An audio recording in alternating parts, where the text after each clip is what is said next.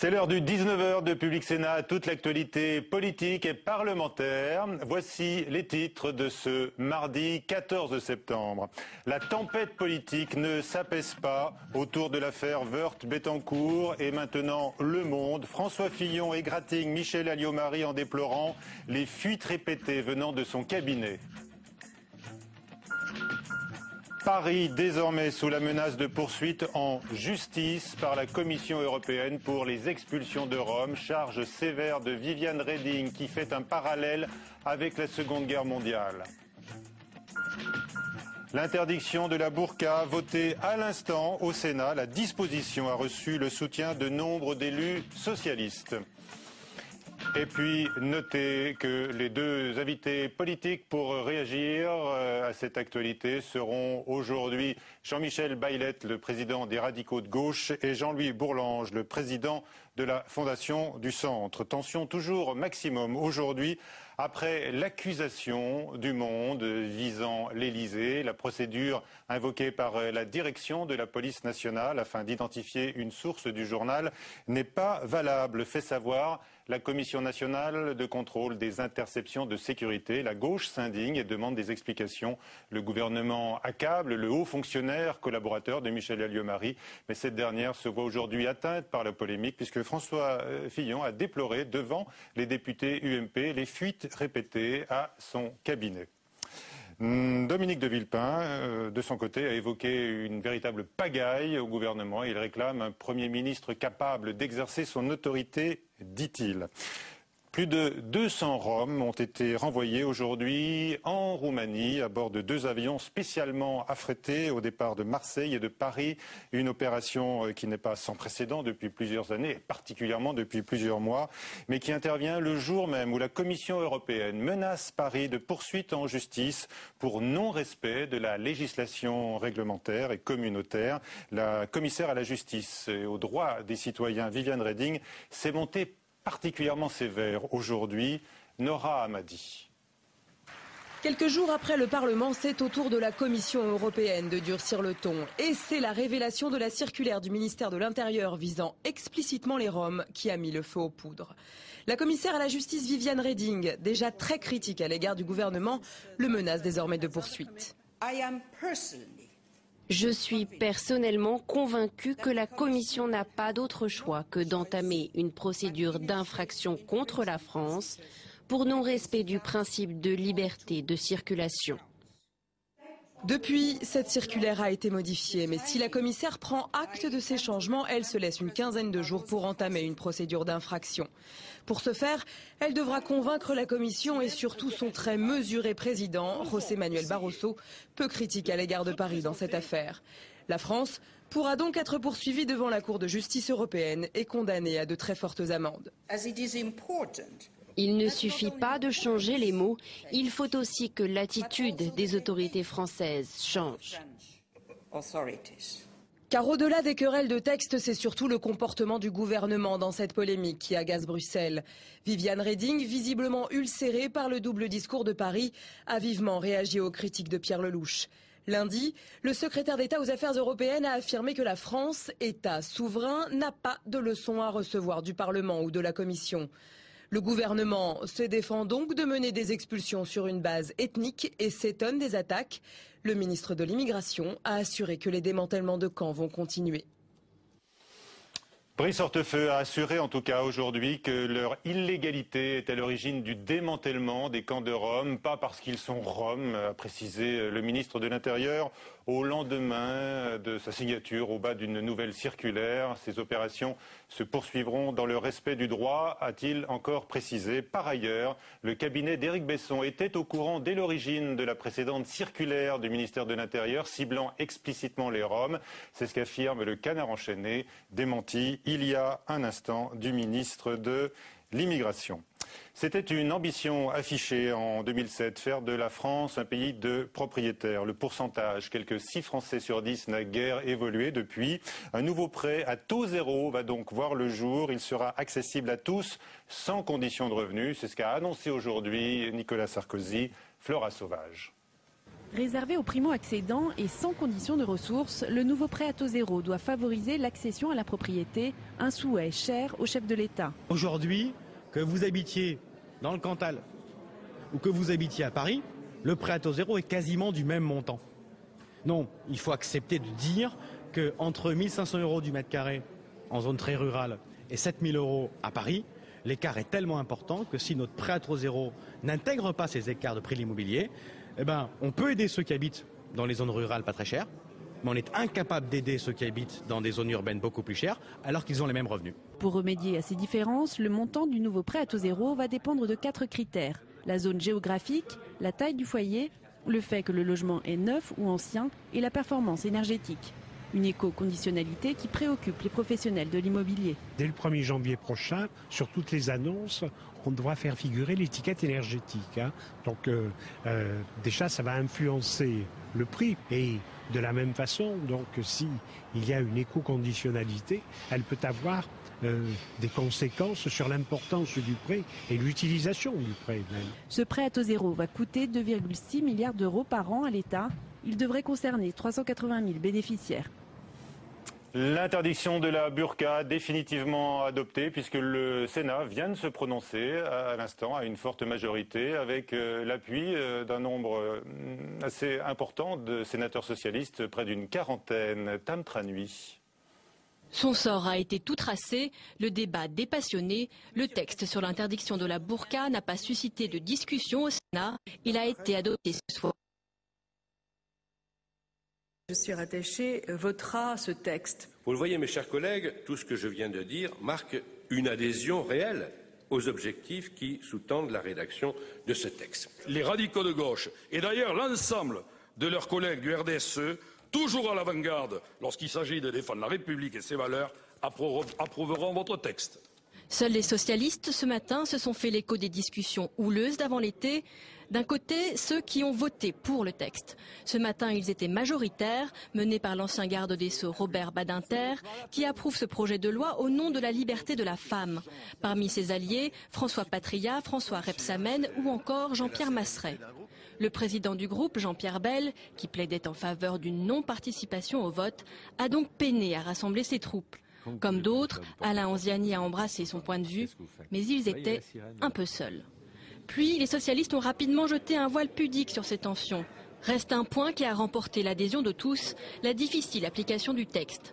Un amendement des socialistes voulait restreindre l'interdiction au seul service public et non plus à l'espace public.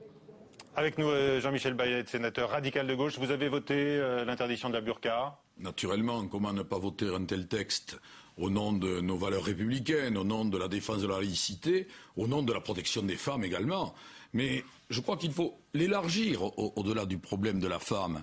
Il faut considérer que sur le territoire de la République, on se promène à visage découvert dans l'espace public. Alors il y a quand même, vos amis socialistes ont eu des états d'âme. Beaucoup n'ont pas voté sans faire obstacle à ce texte. Je n'ai pas très bien compris cela, mais enfin j'ai tout à l'heure entendu l'explication de vote remarquable de Robert Badinter. Je crois quand même que la majorité des socialistes est sur la même position que les radicaux. Nous ne transigeons pas lorsqu'il s'agit de défendre la République et la laïcité. Être à visage découvert. Mais pensez-vous que... Et nous montrons que nous sommes capables, quand les textes sont bons, de soutenir le gouvernement. Est-ce que cette interdiction sera applicable sera-t-elle applicable dans les faits? Bien sûr. Alors j'imagine bien qu'il y aura des difficultés parce qu'il y aura des provocations. Mais si l'on commence à partir du principe qu'il ne faut pas légiférer parce que les textes sont difficiles à appliquer, croyez-moi, nous allons jeter à la poubelle beaucoup des textes votés à l'Assemblée et au Sénat. D'autres questions à suivre pour vous, bien sûr, Jean-Michel Bayet, dans un instant. Nouvelle manifestation de colère des éleveurs, nouvelles aides annoncées, un retour par le ministre de l'Agriculture, 30 millions d'euros en urgence. Le salon de l'élevage s'est ouvert à Rennes dans un climat de tension. Les forces de l'ordre ont utilisé des gaz lacrymogènes pour maintenir un cordon de sécurité autour du bâtiment. Une fois de plus, la promesse a été faite d'une vraie transparence des prix de la production à la consommation. La suite du 19h, donc, avec nos deux premiers invités, Jean-Michel Bayet, qu'on a déjà entendu, et Jean-Louis Bourlange, le président de la Fondation du Centre.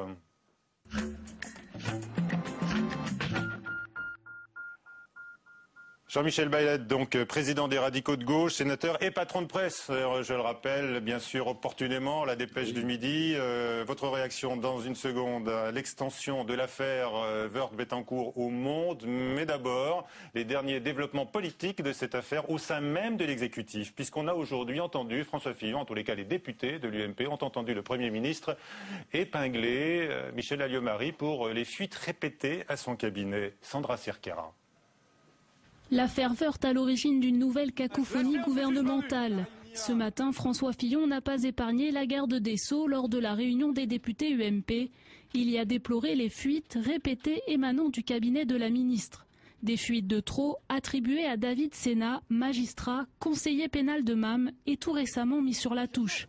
Un recadrage qui a surpris à l'UMP, mais celle que l'on cite souvent parmi les premiers ministrables refuse de se dire affaiblie. La personne qui est aujourd'hui évoquée comme étant peut-être à l'origine de fuite n'est plus à mon cabinet. Il est évident que dans le contexte et avec les éléments actuels, si elle y était encore, j'aurais mis fin immédiatement à ses fonctions, au moins dans l'attente d'éléments permettant de vérifier ce qui est dit aujourd'hui. D'autant qu'à l'UMP, pendant ce temps, on est prié d'organiser la contre-attaque. Dans la majorité, on continue de se défendre de toute intervention de l'Élysée, tout en affirmant qu'il est légitime d'identifier un fonctionnaire déloyal. En vertu de l'article 26 de la loi de 1983, tout fonctionnaire est soumis à une obligation de respect du secret professionnel. Or, que s'est-il passé ? Une information est parvenue au service de police, selon laquelle un fonctionnaire, magistrat, travaillant à la chancellerie, aurait diffusé et divulgué des éléments des procès-verbaux d'enquête en cours d'instruction. Donc je vous le dis, mesdames et messieurs les députés, il était du devoir de la direction du renseignement intérieur de vérifier cette affirmation. Du côté de l'enquête, la police nationale a été contredite aujourd'hui suite au démenti de la commission des écoutes qui dément avoir été saisie sur les fuites dans l'affaire Bettencourt.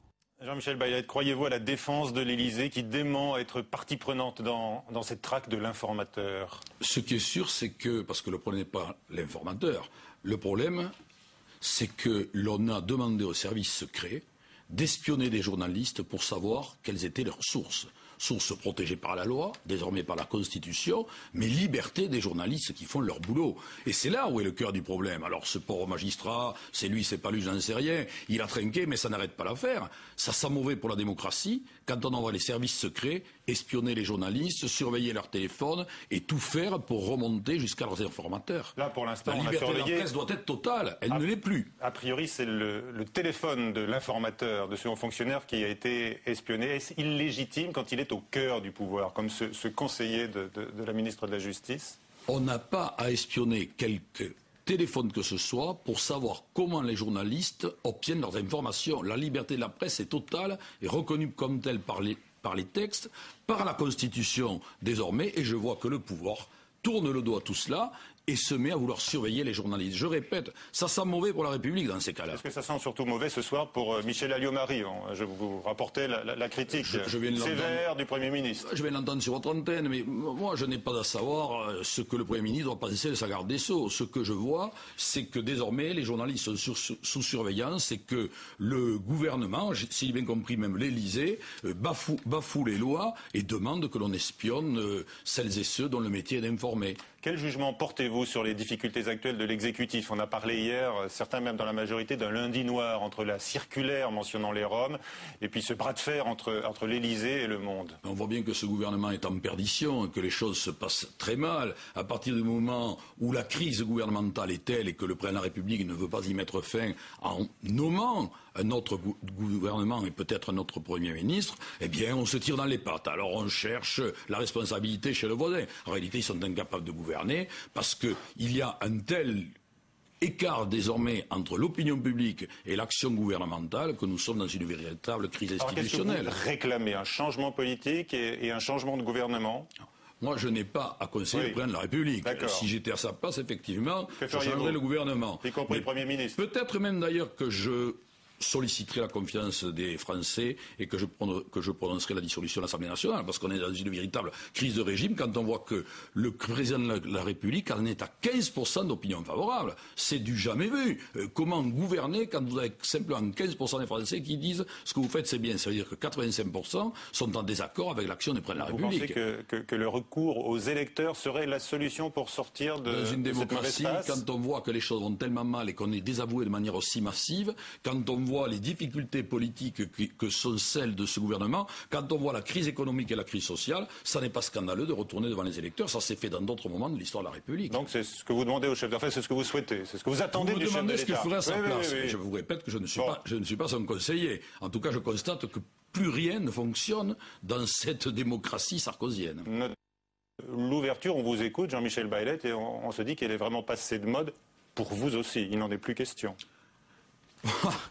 Je n'ai jamais répondu favorablement à l'ouverture, parce que j'ai toujours dit que j'étais contre le débauchage individuel, et c'est ce qui a été fait, et que l'ouverture, si elle devait se pratiquer, devait se faire sur des accords de gouvernement.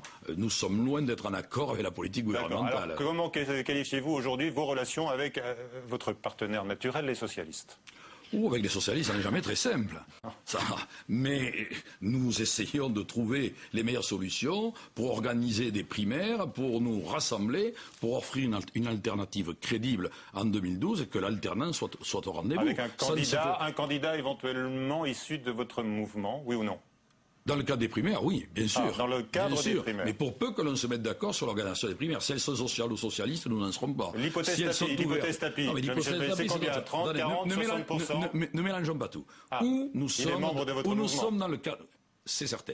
Où nous sommes dans le cadre des primaires, et à ce moment-là, nous essayons de nous mettre d'accord sur les modalités, et nous aurons un candidat dans ces primaires, où nous sommes dans un autre cadre qui est celui d'un candidat indépendant des radicaux, et à ce moment-là, Bernard Tapie a été cité, ça peut être aussi d'autres. Ah d'accord, très bien. Voilà. Quelle est l'hypothèse selon vous, Tapie? Vous lui donnez quel pourcentage? Non, je ne fonctionne pas comme ça. Non. On dit que c'est Eva Joly qui dit que c'est un ami du pouvoir. Est-ce que vous le voyez comme ça depuis qu'il s'apprête à recevoir un chèque de 200 millions de l'État? Eva Joly dit beaucoup de choses, y compris d'ailleurs le bien et le mal, mais à sa manière. Je ne me reconnais pas souvent dans ses propos. Quant au chèque qu'il va recevoir, vous connaissez la position de Bernard Tapie, et c'est le résultat d'un arbitrage. C'est la vôtre? Moi, je n'ai pas à contester les arbitrages qui se passent dans le cadre républicain. Ensuite, il est vrai que le montant est tout à fait considérable et que je comprends que ça puisse mettre certains citoyens en émoi. Très bien. Dernière question. D'ailleurs, c'est la question du nouvelobs.com. Notre partenaire, la France, est sous la menace de poursuite en justice par Bruxelles dans l'affaire des Roms. Est-ce que vous le comprenez, vous? Moi, je suis consterné de ce qui se passe. Oui. Parce que cette circulaire est un pur scandale. Elle est à vocation ethnique, elle nous met en difficulté à Bruxelles, et la France, patrie de droits de l'homme, qui voit que Bruxelles va lancer les procédures à son encontre sur ce sujet, c'est quand même non seulement démoralisant, mais c'est quand même quelque chose d'incroyable. Et là encore, je montre du doigt la responsabilité gouvernementale. Alors donc, les résultats de cette question du Nouvel Obs, on vous l'a montré à l'instant. Donc 65% de non, 38% de oui, donc pour approuver la réaction de Bruxelles. Jean-Louis Bourlange, bonsoir. Vous êtes le président de l'Institut du Centre. Je vous pose la même question. En tant qu'ancien député européen, est-ce que vous approuvez cette menace formulée aujourd'hui par Viviane Reding de poursuite en justice contre la France ? Je crois qu'il faudrait voir sur quelle base juridique se fonde Madame Reding. Moi, je crois qu'il y a deux choses très différentes dans cette affaire. Il y a une pratique qui a été celle du gouvernement français et qui n'est pas du tout le monopole du gouvernement français. Je veux dire que le Danemark, l'Allemagne fédérale, quantité de gouvernements procède à des expulsions, mais sans publicité. Des expulsions, oui. Alors il y a un vrai problème. Il y a un vrai problème posé par les Roms. Il y a un vrai problème de sous-intégration, de mauvaise intégration des Roms en Roumanie et en Bulgarie. Il y a un vrai problème de sous-utilisation des fonds structurels dans ces pays pour l'intégration des Roms. Et je souhaiterais effectivement que la Commission prenne conscience de ça. Mais à partir du moment où le président de la République a choisi, pour des raisons strictement politiques, afin de faire diversion sur un certain nombre de difficultés qu'il rencontrait, sur l'affaire Woerth-Bettencourt ou sur autre chose, de stigmatiser publiquement une communauté, il s'est mis dans une situation où effectivement, dans la démocratie d'opinion qui est la nôtre, eh bien, il y a une indignation plus ou moins fondée juridiquement, mais très forte dans les rangs du Parlement européen et à laquelle la Commission, qui, je vous le rappelle, est responsable. On dit toujours que la Commission est irresponsable politiquement. Elle est politiquement responsable devant le Parlement européen, ne peut pas être insensible. Alors, on a vraiment, là, semé le vent et on récolte la tempête. Allez, j'ai envie de vous demander votre commentaire également sur la situation actuelle de l'exécutif. On a parlé des Roms, on a parlé de l'affaire Woerth-Bettencourt, Le Monde. Il est absolument clair que la situation de l'exécutif est déplorable. Le président de la République s'est engagé assez courageusement sur une réforme des retraites. Bon, il a affaire maintenant à des difficultés importantes du côté de M. Woerth. Et au milieu de tout cela, il gère d'une façon absolument incompréhensible l'ensemble de la situation politique. Annoncer un remaniement il y a quelques mois sans qu'on sache ni comment, ni pourquoi, ni avec qui, ni dans quel esprit, c'est quelque chose qui crée une situation d'incertitude qui se combine avec tout un ensemble de choses, comme les faits divers que vous venez de rappeler, les décisions concernant la Cour de justice, la Cour d'appel qui sera supposée s'occuper de l'affaire de M. Dominique de Villepin est une maladresse formidable. La question de savoir si on écoute un journaliste ou si on écoute un fonctionnaire n'a strictement aucun intérêt, puisqu'on écoute une conversation. Donc si on écoute une conversation, on écoute les deux personnes. Et je ne vois pas qu'il soit légitime que, sans autorisation d'un juge, eh bien, un fonctionnaire de la République soit écouté. A fortiori, un journaliste, mais un fonctionnaire de la République également. Alors tout ça crée une situation impossible. On voit que M. Fillon critique publiquement quelqu'un qui est présenté par les uns comme son successeur potentiel. Je crois que le président de la République a pour l'instant perdu la main. L'a-t-il perdu définitivement? Je ne le pense pas. Je pense qu'il est absolument temps pour lui de reprendre la main, de prendre des décisions, et plus tôt on sortira de cette situation vraiment insaisissable pour l'opinion, mieux on se portera. Alors un mot sur le centre, puisque vous présidez cet institut, Jean-Louis Borloo. Je vous avais cité à l'instant Dominique de Villepin qui fait les yeux doux aujourd'hui à François Bayrou. Il se revendique également de la démocratie chrétienne en plus du gaullisme social. Il y a encombrement avec François Bayrou, Hervé Morin, Jean-Louis Borloo. Votre institut, c'est pour faire la clarté? Non, mon institut est hors système. Mon institut, c'est un institut. Vous avez vos préférences. Comment? J'ai mes préférences, mais c'est pas une œuvre, c'est pas une action personnelle. Oui. Dans l'institut du centre, il y a des gens, des hommes et des femmes de sensibilité centriste, de toutes les sensibilités. Nous sommes complètement éclaté politiquement, le centre est illisible politiquement, il n'a aucune stratégie, chacun est perdu. Bon, en revanche, il y a, et c'est à ça que nous répondons pour l'instant, et nous sommes bien conscients que ce n'est pas une réponse politique à la hauteur de l'enjeu stratégique qui se pose au centre, mais c'est une réponse intellectuelle, culturelle, idéologique. Nous répondons à l'attente d'un certain nombre de gens qui, partout, à l'UMP, au MoDem, au Nouveau Centre, chez les radicaux, ont besoin que s'exprime quelque chose qui ne s'identifie pas au discours de M. Hortefeux d'un côté et au discours de M. Benoît Hamon de l'autre. Il y a entre ces deux extrêmes, entre une espèce de frilosité identitariste xénophobe et d'autre part une sorte de partie du ressentiment social anticapitaliste qui vraiment pourrait déboucher sur des solutions qui seraient pires que le mal actuel. Il y a besoin de quelque chose de tout à fait différent et il y a besoin d'une réaffirmation de la solidarité entre les valeurs de libéralisme. Le libéralisme est le grand mal-aimé de la République, le grand incompris de la République et les valeurs de solidarité qui sont également aujourd'hui tragiquement mise à mal. Nous avons besoin de plus d'égalité et de plus de liberté et nous avons besoin de cesser d'opposer l'égalité et la liberté. Ça, il y a beaucoup de gens qui se réclament de ça, beaucoup de gens qui attendent une offre politique sur ces bases. Ce que nous avons l'intention de faire, c'est de réfléchir ensemble, d'analyser les problèmes et de nourrir à notre rythme le débat public qui est, de ce point de vue-là, un peu anémié. Très bien. Alors je disais que vous aviez une préférence, il faut quand même le citer, c'est Jean-Louis Borloo. Non, j'ai beaucoup de sympathie pour Jean-Louis Borloo. Vous l'imitez, même, il paraît. Oui, c'est un signe de familiarité. Non, je trouve que Jean-Louis Borloo est un personnage tout à fait intéressant dans la République, qui fait entendre une mélodie à lui, très originale, qui a certainement, qui porte une différence par rapport au reste de la majorité, qui est appréciable, mais je ne crois pas, en l'état présent des choses, que la famille du centre renaîtrait parce que un Premier ministre issu soit du Parti radical, soit de l'Alliance centriste, soit du Nouveau Centre, soit même de la fraction centriste de l'UMP, devenait Premier ministre. Je crois que nous sommes en Ve République, qu'en Ve République, tout se décide autour de l'élection présidentielle et que ce que le centre doit se préparer à faire, et ce n'est pas facile, c'est à avoir un candidat à l'élection présidentielle. Alors comme toujours, comme aurait dit le général de Gaulle, ce qu'on doit craindre, ce n'est pas le vide mais le trop-plein, car il y aura effectivement, il y a tout un ensemble de gens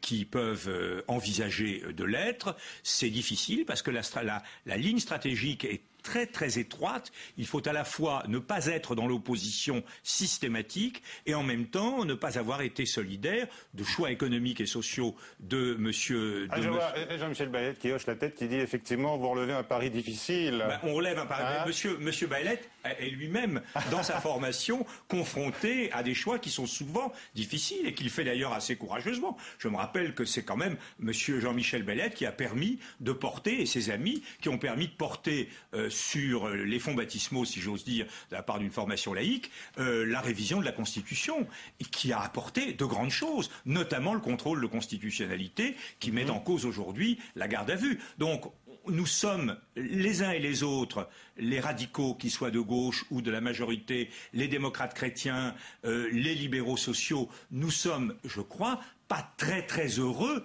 les uns et les autres d'entendre des discours qui sont frappés du sceau de l'extrémisme, de l'intolérance et qui ne permettent pas à la voix de la France de s'exprimer comme elle doit s'exprimer. La France que nous aimons.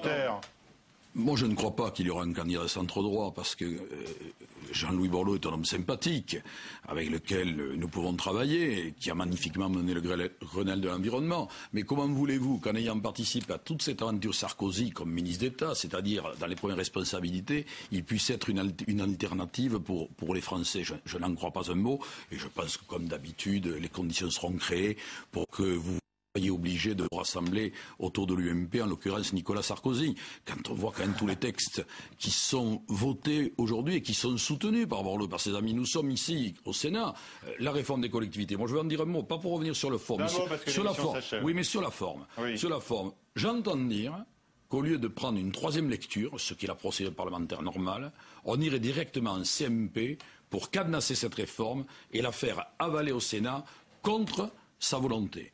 Je dis que c'est très grave, parce qu'il n'y a pas de raison d'abroger il n'y a pas de raison de ralentir le débat parlementaire sur un texte d'une telle importance qui est en train de mettre à bas l'organisation territoriale de la République. Très bien, merci messieurs.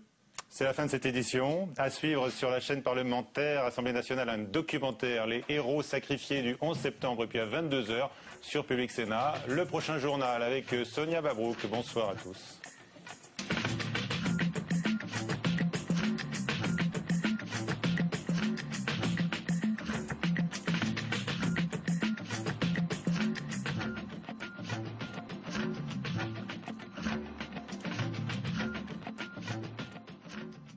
Comprendre l'extrême droite de l'intérieur. Pendant 2 mois, les caméras de Public Sénat ont suivi Jean-Marie Le Pen pendant la dernière campagne pour les élections régionales. Le Pen, le dernier combat, c'est un documentaire signé de Thomas Raguet, suivi d'un débat sur l'avenir du Front National au moment où s'ouvre la bataille pour la succession au sein du FN.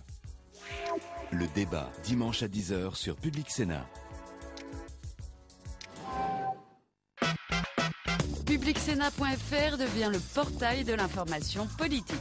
Dès à présent, vous pouvez suivre l'actualité politique et parlementaire en temps réel. Conversez, réagissez et participez à tous les contenus du site. Et toujours la chaîne Public Sénat en direct, 24 h sur 24, comme l'ensemble de vos émissions en VOD, en accès gratuit et illimité.